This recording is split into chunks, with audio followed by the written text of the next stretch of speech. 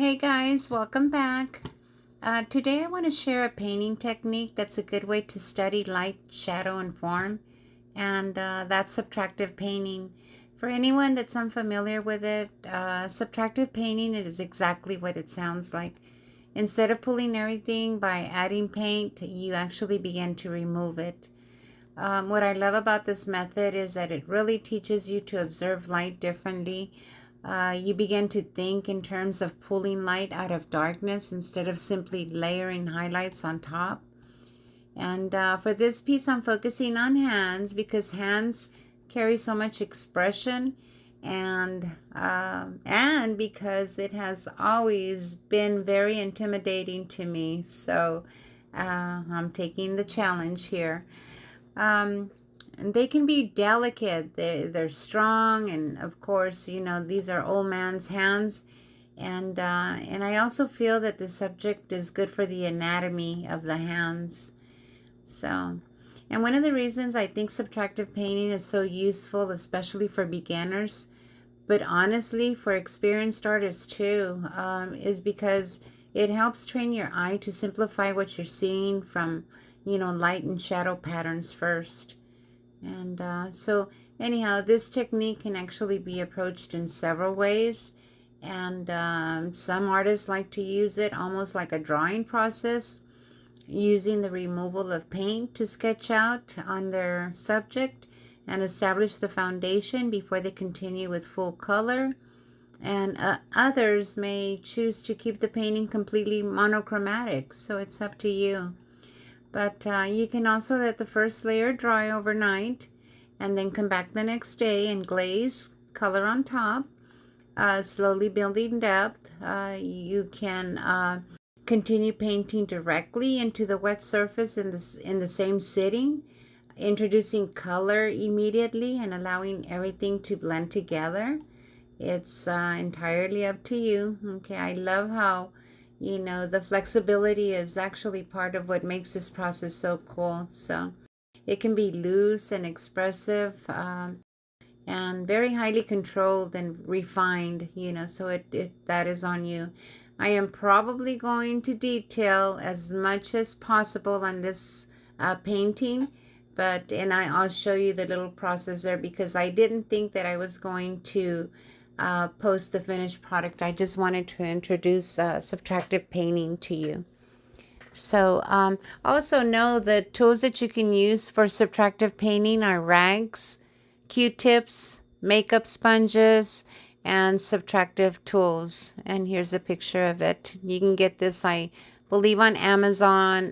They might have them at Michael's and art stores. So, and each one will make a different mark. So, yeah, I encourage you to try them. And I started adding color on here because I'm going to continue on the same sitting. I didn't have a chance to finish it at this time. I just wanted to put this out. But anyhow, you can keep it as one color and just do your subtracting from that one color, or you can start incorporating your colors. But it's up to you.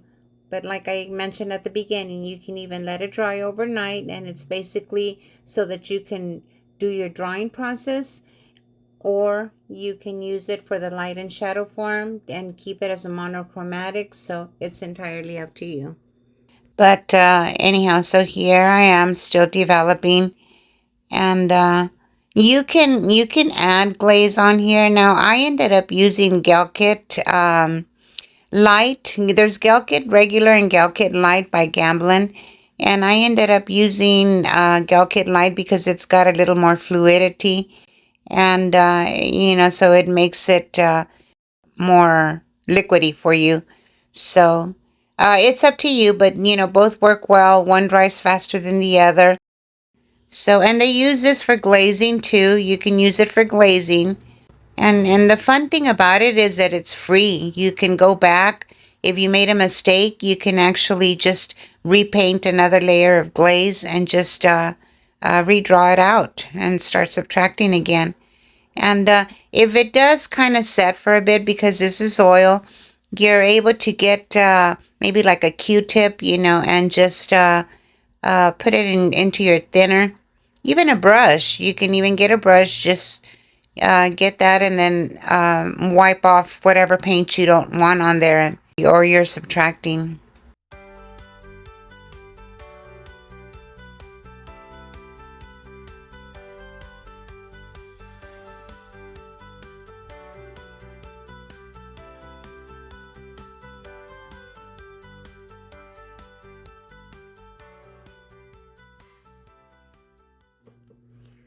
Okay, and here's a product, Gel Kit. That's a regular, and they're by Gamblin.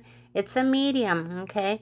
And then here's a Gel Kit Light, okay? You can pick these up at maybe like Michael's, if you have a Michael's in your area.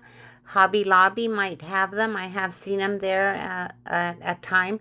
And Jerry's Artorama, look up online and you'll be able to find them. They're a little expensive, and I would recommend if you're going to use maybe just for a short period of time, I would just get maybe a small container because they will dry, and I would recommend actually flipping it upside down, and then every once in a while kind of go and kind of move it around a little bit. Don't shake it too much, just move it around a little bit so that it won't be still in the same spot for a long time and then dry out on you. And I said at the beginning of this little video that I would probably post it later when I finished it. Well, as the time that I was editing this video, I actually kind of worked a little bit on the detail, and this is what I got. And tell me what you think. I am still going to continue to work on it, so we'll see how it looks.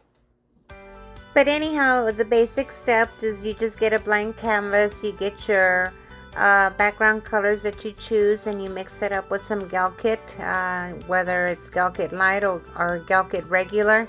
It's up to you. And then you just draw out your sketch. You can let it dry overnight if you'd like, and then the next day come in and start adding color, or you can even glaze it with that color again and keep it monochromatic. So it's up to you. But anyhow, thank you guys, and stay creative.